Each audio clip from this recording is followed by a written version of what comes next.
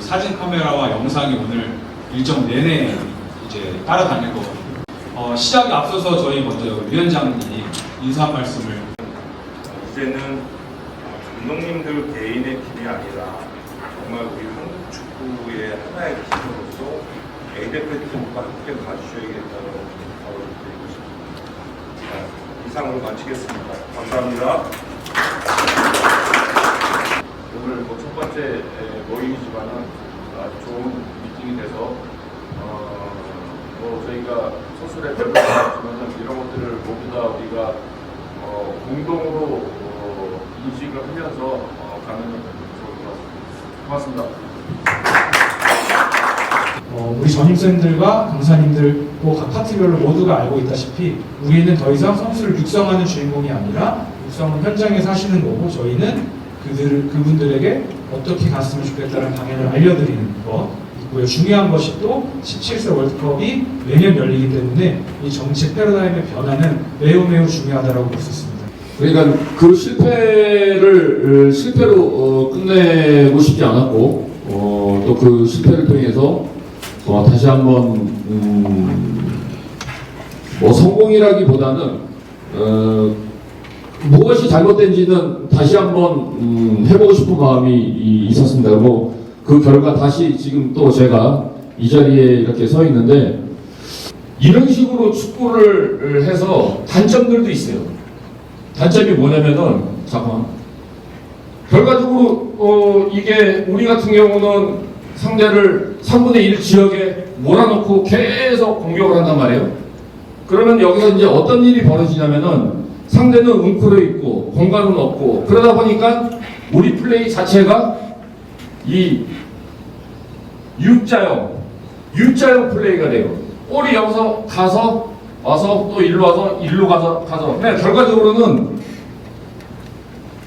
울산 팀이 가끔 이렇게 1년에 한 대여섯 번밖에 지지 않는데, 약한 팀한테 지는 이유가 이런 형태의 경기가 많이 있으면은 많이 있기 때문에 가끔 카운터타고 한두 방 맞아가지고 지는 경기가 생겨요. 아시아 예선전 나가게 되면 아무래도 우리 선수들이 좀 더 상대를 좀 밀어넣고, 상대마다 좀 다르겠지만 밀어넣고 경기를 해야 될 때 우리가 이 형태를 어떤 형태로 하느냐가 굉장히 좀 중요하다고 생각이 들어요. 아시아 예선 같은 경우. 그래서 사이드에 가서 다시 내로 백패스해서 옆으로 와서 다시 주고, 이런 형태는 상대를 밀집시켜 놓고 하는 데 있어서는 굉장히 어려움이 좀 있어요. 그래서 이 한 3년 동안 울산에 있으면서 상대가 내려앉았을 때 어떤 방법들, 이런 것들이 조금 제가 그 전에 경험하지 못했던 것들을 많이 경험해서 나름대로 조금 방법을 좀 찾아가는 그런 지금 상황이에요.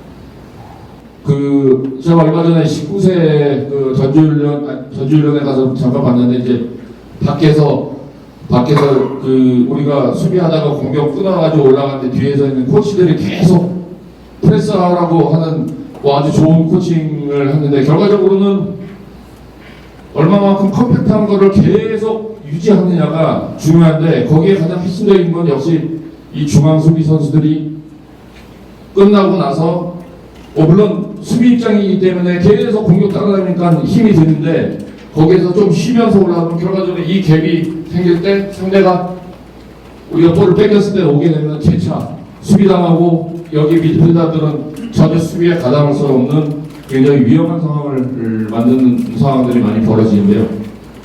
여기에서 3명이 접근을 하든 4명이 접근하든 핵심적인 건 여기입니다. 여기 하프 스페이스에 누가 갈 거냐. 예를 들면은 하프 스페이스에 여기서 가장 갈 수 있는 확률이 높은 사람이, 예를 들면은 윙포드 아니면은 스트라이커가 아니라, 여기는 궁극적으로 여기서 컴비네이션 플레이 하면서 가는 거는 궁극적으로 갔는데, 저 위치는 그 상황에 봐서 풀백 또는 미드필더, 어떤 선수가 저 위치에 가는 거는 그 상황 판단에서 선수들의 판단에 맡기는 거죠. 다만 궁극적인 목표는 볼이 일로 가서 일로 들어가야 된다는 결과적으로 라인을 깨기 위해서는 이 중앙 수비수들의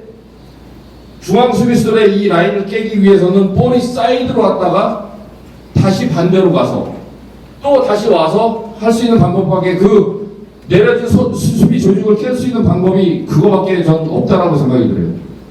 여기에 우리가 예를 들면은 같은 스타일로 앞으로 계속 경기를 한다고 하면은 분석 역시 그렇게 어렵지 않을 거예요. 물론 선수들의 개개인의 컨디션, 뭐 어떤 조직적인 문제, 뭐 개인적인 실수, 그 연령대에 발생될 수 있는 실수들은 다 빼놓고 한다고 하면은 우리가 스타일이 비슷하다고 한다고 하면 거기에 대해서 우리가 협회나 예를 들면 전임 지도자나 또는 대표팀의 어떤 코치 감독들이 모여서 토론하면서 거기에 방법을 찾기라는 것은 저는 굉장히 쉬울 거라고 생각해요. 그렇기 때문에 이게 지금 연계성이라는 게 굉장히 중요한 이제는 축이 됐다라고 저는 말씀드릴 수 있습니다. 자, 감독님 오늘 협회 연령별 전임 지도자들 대상으로 프리젠테이션 하셨습니다. 주로 어떤 내용을 전달하셨을까요? 예, 오늘 뭐 전체적으로 처음이고 이런 전임 지도자들 같이 대화할 수 있는 시간이 있어서 아주 좋았고요. 뭐 그동안 제가 해왔던 게임 모델, 이제 앞으로 어떤 식으로 어떤 형태로 경기를 이끌어 나갈지에 대해서 뭐 그동안 해왔던 경험과 또 이런 비디오 장면들을 통해서 오늘 전임 지도자들하고 같이 공유를 했습니다. 한국축구기술천하 워크숍의 첫 축구대표팀 감독으로 참석하였습니다. MIK 정립에 있어서 축구대표팀 감독으로서 역할에 어떤 의미가 있으실까요? 굉장히 오늘 의미 있는 시간이었고요. 또 이렇게 현장에 있는 또 한국 축구의 어떤 연령별 대표팀 감독들하고 이런 대화를 할 수 있는 게 그동안 쉽지 않았었는데요. 오늘 같은 경우는 이제 왜 우리가 연계성이 있어야 되고 연속성이 있어야 되는지에 대해서 같이 대표팀 감독들하고 얘기를 할 수 있어가지고 향후에 미래를 위해서도 오늘 자리는 굉장히 좋았던 자리라고 생각하고 있습니다. 프리젠터 서두에 예전 경험을 실패라고 말씀으로 시작하셨습니다. 다시 이 자리에 서신 이유 중 하나가 이번 한국기술철학 고급의 소명을 말씀하셨는데 지도자들에게 어떤 말씀을 해주셨습니까?